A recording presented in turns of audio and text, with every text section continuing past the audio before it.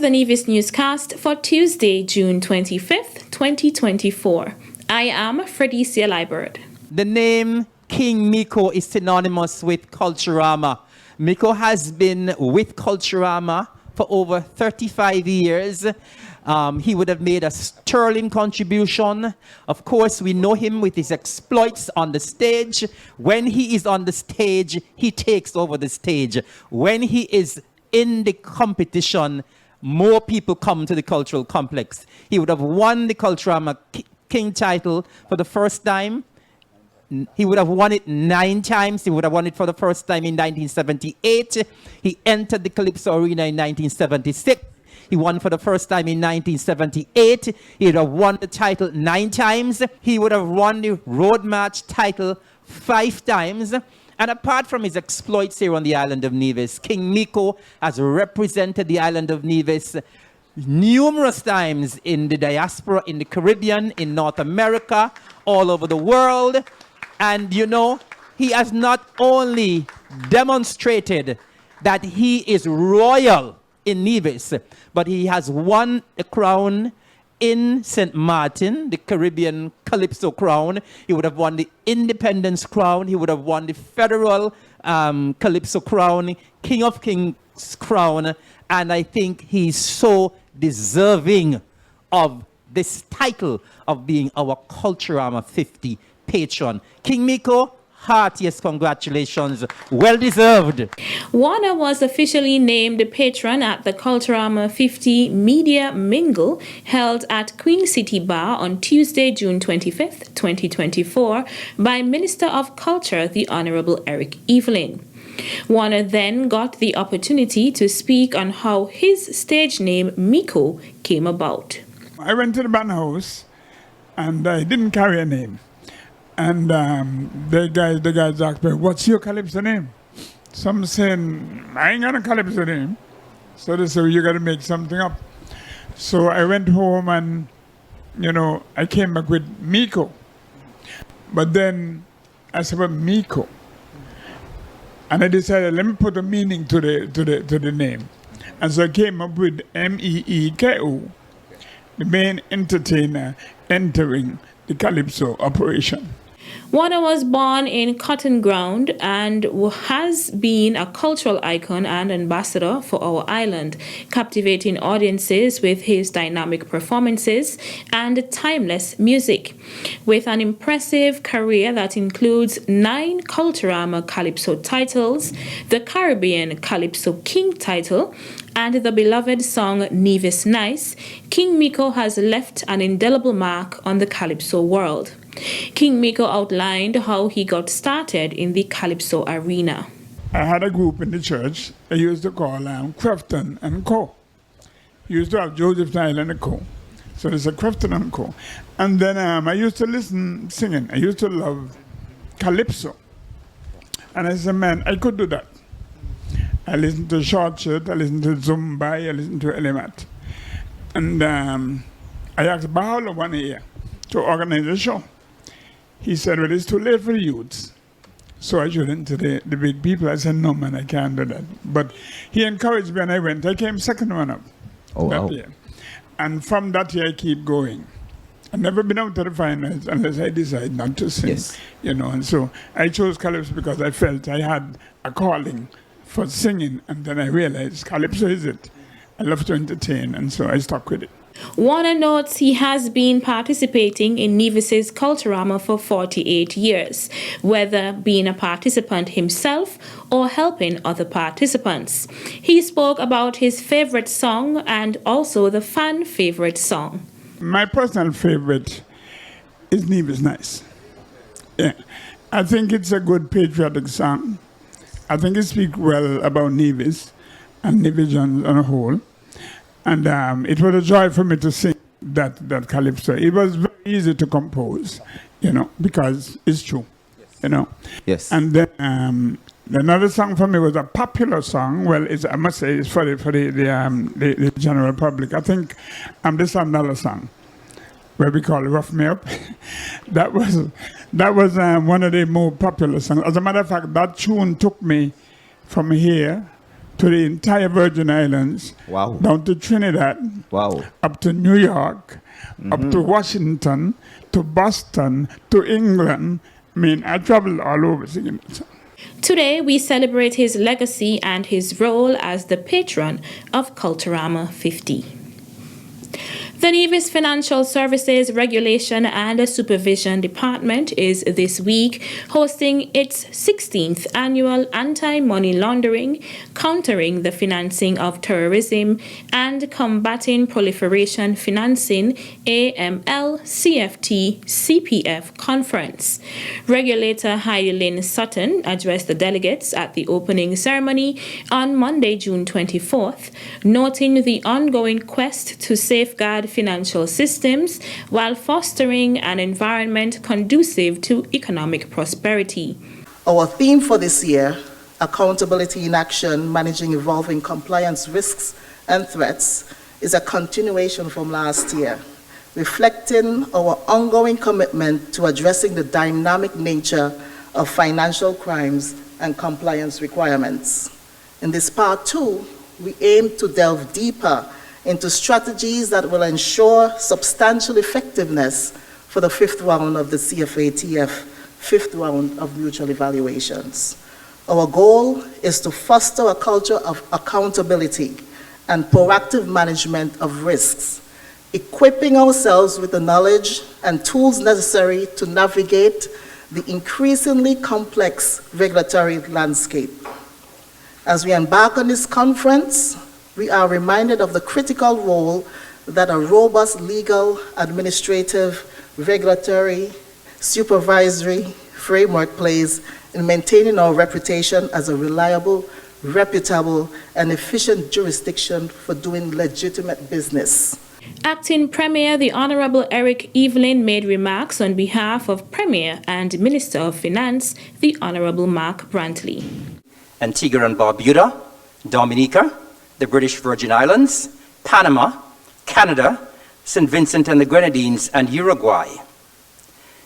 I list those countries to indicate that this conference is no longer a local event for service providers in St. Kitts and Nevis, but has blossomed out into a truly international conference. The interaction over the next 3 days will provide an opportunity for you to garner valuable insights of the working of the sector locally, regionally, and internationally.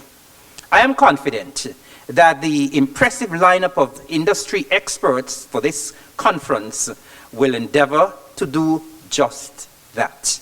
I urge all to be attentive, participative, challenge where necessary, and provide alternative suggestions as required. Let the deliberations over the next 3 days be a learning opportunity for all. It therefore gives me great pleasure to declare this the 16th annual AML CFT CPF conference open. Moderated by Calvin Wilson of Calvin Wilson and Associates, the conference includes presentations by Ian Carrington of the International Monetary Fund, Craig Tim of the Association of Certified Anti-Money Laundering Specialists, Keisha Sutherland of the RSS Asset Recovery Unit, Adlai Smith, Director of Public Prosecutions in St. Kitts and Nevis, Michael Martin of the St. Kitts and Nevis CBI Unit, Aluza Faisal of the Eastern Caribbean Securities Regulatory Commission, Noi Mosh of Chinalysis, and Laurel Wilson of St. Kitts and Nevis's Financial Intelligence Unit. 184 delegates are in attendance, in addition to others who are joining the conference via Zoom. The Nevis Island Administration is in the final stages of acquiring more than 30 acres of land at Garner's estate in St. James's Parish. That is according to Premier the Honorable Mark Brantley. Garner's estate, some of you might be aware, is where we had the innovative housing program called University Heights, where in fact land was offered to returning university graduates at a mere $1 EC per square foot. Those homes are now largely complete, and we have decided to purchase an additional 30+ acres of land in that area. Those lands will be subdivided, and we will be offering those lands for sale to citizens and to citizens in the diaspora.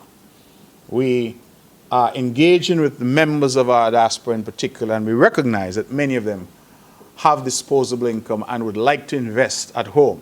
And so we want to create an easy avenue for them to buy a piece of land. We want every Nevisian to own a piece of the rock. And when I say Nevisian, if there are those in St. Kitts who want to come over as well, they're welcome.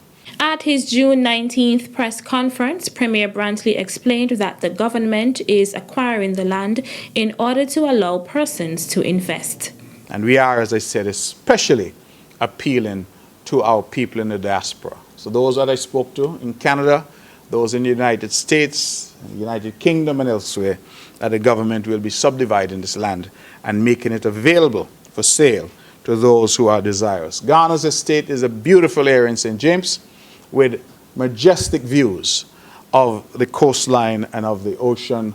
It is in the mountains and therefore quite cool, and we are hopeful that persons will find it attractive. And so we will come back with that more, and you'll hear more, no doubt, from the Nevis Housing and Land Development Corporation.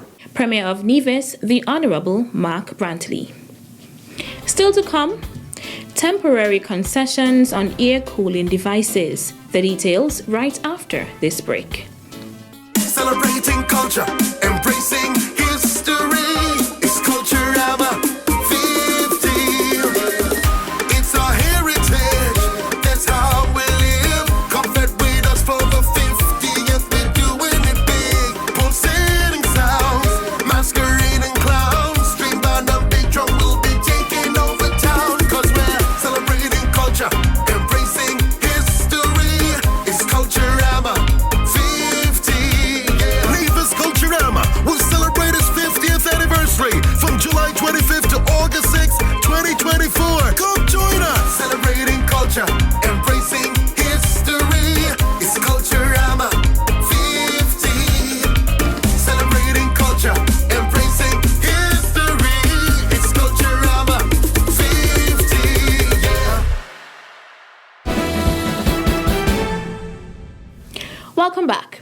The Federal Cabinet of Ministers has approved a temporary concession on air cooling devices from July 1st, 2024 to September 30th, 2024. During this period, no taxes will be charged on eligible air cooling devices. Prime Minister Honorable Dr. Terence Drew highlighted the health risks posed by extreme heat, especially for the elderly and young children. Dr. Drew noted that high temperatures in our homes, schools, and workplaces are a serious health concern. Staying cool and hydrated is crucial during these summer months, and he believes these concessions will help our people cope better. From July 1st, 2024 to September 30th, 2024, the following air cooling devices will be exempt from import duty, value-added tax, VAT, and customs service charge. Air conditioning units, including mobile, with a BTU strength of 24,000 or less. Fans, including ceiling, standing, wall-mounted, table, etc., and evaporative coolers. This tax relief applies to all commercial and non-commercial importers, allowing everyone to benefit from this initiative. Please note that this exemption does not apply to parts associated with these devices. The government encourages the purchase of energy-efficient air cooling devices and advises unplugging them after use where possible to reduce energy consumption and avoid higher bills. For a complete list of eligible air cooling devices and any other inquiries, please contact the Customs and Excise Department at 466-7227 or visit their website at www.skncustoms.com for more details. The Federal Cabinet of St. Kitts and Nevis is pleased to announce the continuation of a special initiative to provide financial relief to citizens and boost economic activity in light of ongoing global inflation. Prime Minister Dr. Terence Drew remarked, by giving businesses and consumers more advance notice of the discounted VAT rate days, we are making it easier for everyone to plan and benefit. This initiative not only supports household budgets, but also stimulates our local economy. The following dates have been designated for discounted VAT rate days for the remainder of 2024. Back to school discounted VAT rate days are Friday, August 16th and Saturday, August 17th. Vehicle sales not included. Christmas discounted VAT rate days are Friday, December 13th and Saturday, December 21st. Vehicle sales included. While the government continues its comprehensive review of the tax regime, this initiative underscores its commitment to fostering a supportive economic environment and enhancing the well-being of its citizens and residents. Businesses are encouraged to participate actively in these discounted VAT rate days, taking advantage of the opportunity to attract more customers and contribute to the nation's economic recovery efforts. That's it for this edition of the Nevis Newscast. On behalf of all of us here at the Department of Information, thank you for viewing.